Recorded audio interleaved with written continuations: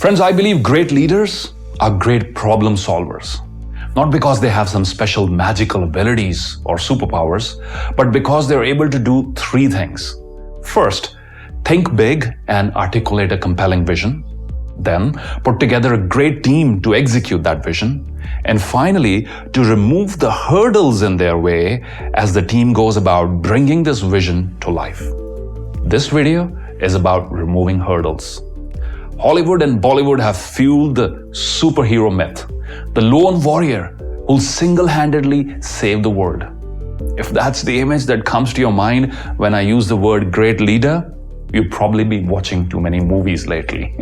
The reality is closer to what Steve Jobs said about leadership and teamwork. He said, great things in business are never done by one person. They're done by a team of people. Great things in business and in life are never done by one individual. They're done by a team of people. Steve Jobs. NBA player Kareem Abdul-Jabbar wrote this beautifully. He said, one man can be a crucial ingredient on a team, but one man cannot make a team.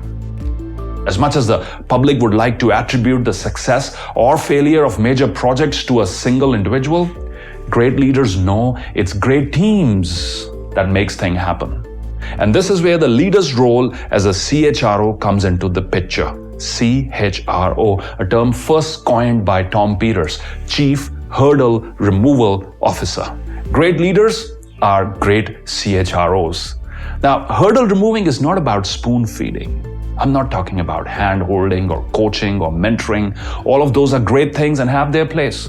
I'm specifically talking about streamlining systems, procedures, rules, and policies and creating a culture and empowering people so that teams can move with speed and impact. Now, I know some of you may be thinking, Simarjeet, that's way out of my reach. I don't have the authority to streamline systems, procedures, rules, and policies. There's certain things that have worked in a certain way in my organization for several years. I don't have the power to change them. And I'd say to you, start small. Start small. Do what you can, because it's the small things that often have big impact. Start with what you have. Do what you can. Start by ensuring that your teams have all the materials and equipment to do their work right. The Gallup organization has studied millions of managers worldwide and created a list of 12 needs managers can fulfill to create an engaged workplace and boost productivity. I think they call it the G12. Go check it out. It's a wonderful list, which is been put together after studying millions of managers across the world. And they've come up with this list of 12 needs that managers can fulfill to create an engaged workforce. One of the 12 needs on their famous list is this. Do your team members have all the materials and equipment to do their work right? Do your team members have all the materials and equipment to do their work right? Pretty basic, isn't it?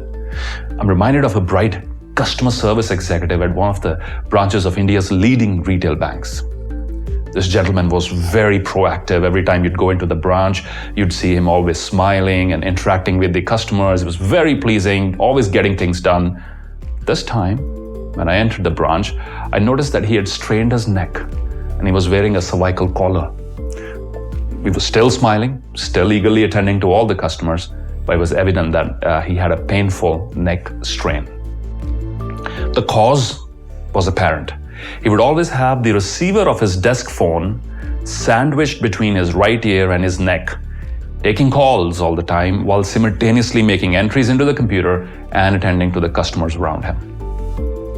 This guy had to suffer physically because nobody in the organization bothered to buy him a simple headset so that this continuous multitasking does not result in a neck injury, in a neck sprain. Last I checked on Amazon, decent headsets are available for under $50. This is how we lose talent. This is why people lose their spark in the corporate world. My solution is twofold. Number one, leaders must make the Japanese practice of Gemba walks a way of life. Make Gemba walks a way of life as a leader. Here's how a Gemba walk is defined. A supervisor or manager or the leader goes to the place It's important. He physically goes to the place where the work is done to get a deeper understanding of how processes are being performed, and on the spot, right there, to spot any opportunities or for potential improvement of processes.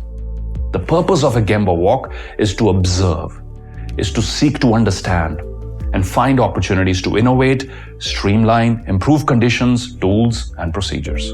It is not a fault-finding exercise. Please keep in mind, a Gemba walk is not a leader walking around finding fault with people or with what they're doing. It's not a corrective exercise. Instead, the entire focus is to step away from the desk, the leader to step away from the desk and go to the place, physically go to the place where value is being created, whether it's the factory floor in a manufacturing firm, the shop floor, a hotel room, or even a virtual e-commerce space, to actually go there, use that service, observe what's going on, and then spot opportunities for improvement.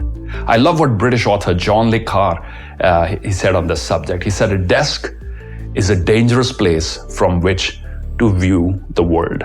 A desk is a comfortable place, but it's a dangerous place from which to view the world. So step away from the comfort zone of your desk. Take a Gemba walk, which, let me remind you again, is not a fault-finding exercise. Take a Gemba walk, spot opportunities for improvement or problems to be solved, and then do step 2. Just take charge of your role as a CHRO.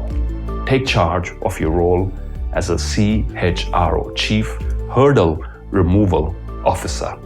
Tom Peters, in an article titled Boss as CHRO, wrote, "Nobody is asking you to do the work. Nobody is asking the leader to do the work, and the leader should not be doing the work. That's not the intent here. Leaders jumping in to help their teams all the time because their teams are poorly organized would be completely misunderstanding the whole concept of boss as CHRO. Instead, here's what Tom Peters is asking you to do. And I'd ask you to reflect on. Simple question: what specifically have you done in the last 24 hours?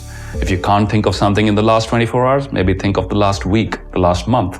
What specifically have you done in the last 24 hours to serve your people by getting a specific hurdle out of their way? Leadership is solving problems. In the words of General Colin Powell, leadership is solving problems. And he wrote, "The day soldiers stop bringing you their problems is the day you have stopped leading them." Hello, all the leaders out there who shy away from listening to problems, this is for you. The day soldiers stop bringing you their problems is the day you have stopped leading them. They have either lost confidence that you can help or concluded that you do not care. Either case is a failure of leadership. So, my friends, in summary, take a Gemba walk. Observe things and processes as an outsider would. Start with minor improvements and take charge and embrace your role as a Chief Hurdle Removal Officer. Thanks for tuning in.